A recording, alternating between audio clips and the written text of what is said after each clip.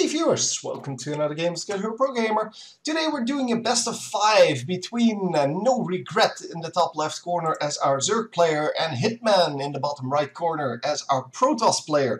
So this is from the something Team Gravity's Fight Night number 34.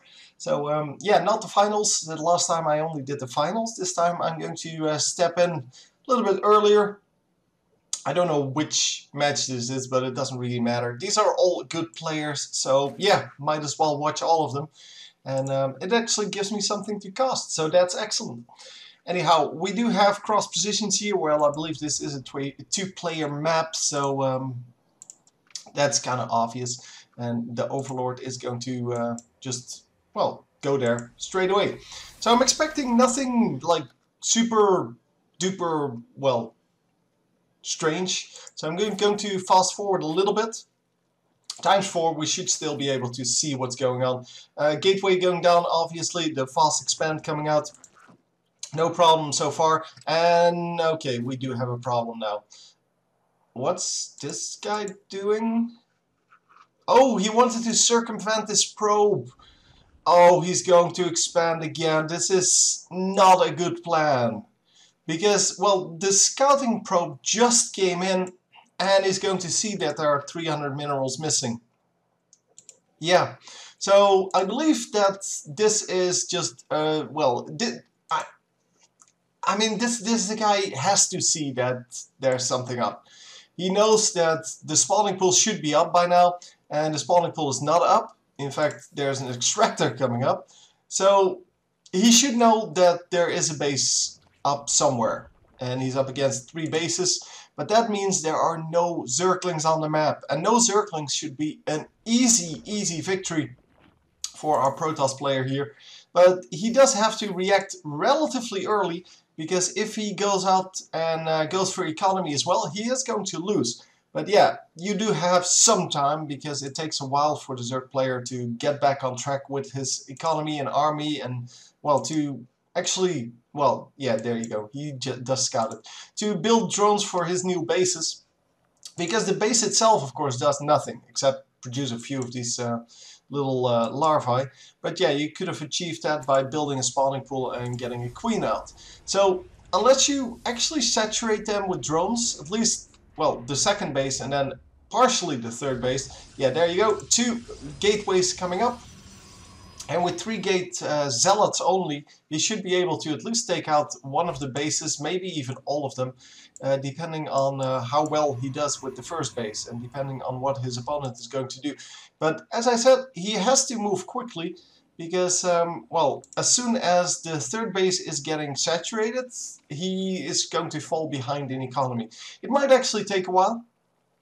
Because, well, you need 16 drones. It says 24, but you actually need 16 for this base. And here you have 15. So yeah, there's that.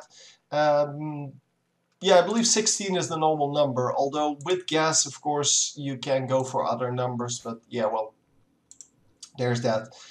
I'm expecting a pylon to come in, so I'm expecting this guy to do a pylon somewhere. Out of sight. Come on, do it. Yes. Love it when I'm right. Anyhow, the pylon is out of sight range, which means that this is going to be good. Oh, there was already a pylon up, so you didn't actually need that pylon even. And he is going to just attack this base with 4 zealots. There is nobody out. So a few Zerglings are going to come up. But I don't believe they're going to frontal assault this zealot force at all. One zealot even standing around like saying, yeah, hey, they got this. I don't have to do actually anything. Yeah, queen coming out, and the queen might actually go down as well here. If the queen goes down, that means that he picked up everything this base did.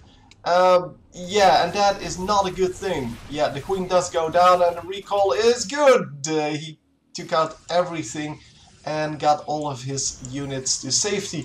Okay, 2 zealots are relatively low, but that is good enough. So let's see what the Zerg can actually bring, because he did amass quite a few Zerglings there. But as I said, he could have done that by just building a queen, and didn't really need to risk that much for it. So let's see. The Zerglings are coming in. The gap is blocked, and there is a Mothership Core doing its thing. Mothership Core, of course, should be able to fire a few shots at these Zerglings. Speed has been upgraded, of course, but they're not going to be able to run by with this many Zealots. In fact, they're not even going to be able to attack any of these buildings. Oh, he kills some.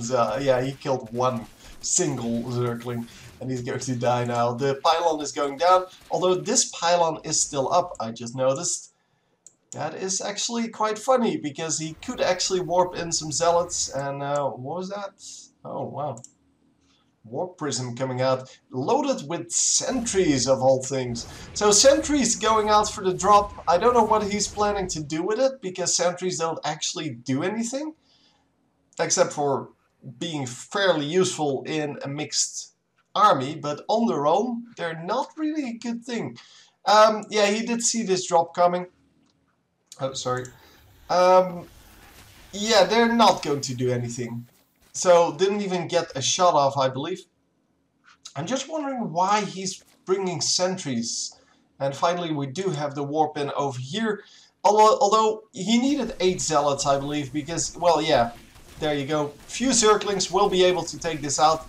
And, yeah, they won't even die. So, that was basically just a waste of minerals. Had he just warped in like 8 or maybe even more Zealots, that might have been a lot better. But let's see if the sentries are doing anything. I don't know where they are. Where did you go? Oh, wow. There's a Spire coming up, by the way. Spire is, of course, not really seen there. There they are. Wow, more sentries. Just warping in sentries. Yeah, he's going to be able to wall off pretty nicely, but they don't do any damage, so it's not going to be super effective. The Zerg player can just wait until these force fields time out and then attack again, but more force fields coming out. That means that all the sentry energy has been used, but with some, yeah, finally, some Stalkers coming in. He should be safe. So the Zerglings are going to try again, but fail this time. See that there's like a huge army coming. And he's going for the middle base, which is very wise. Not going for the outlying base. It's if you kill this base, there's no way he's going to defend the third base. So yeah, if this base goes down, it is basically GG. And we might actually see a GG at that point, because, well, it is game 1. And people tend to surrender a little bit earlier. There is the combined force. The time warp misses. Time warp? I'm saying time warp. Where are you? Yeah, it is time warp.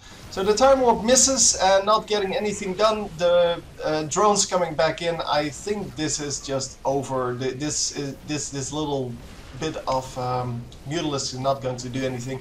Mutalisk, of course, yeah, they get countered pretty heavily by that Guardian Shield. So yeah, this base would have been dead anyway, because he didn't kill the army, and yeah, with just one base against a 2-base Protoss, you're not going to survive. You didn't have an army yet, so, or left, so yeah, this was pretty good. Anyway, hope you enjoyed, and I will see you next time. GG.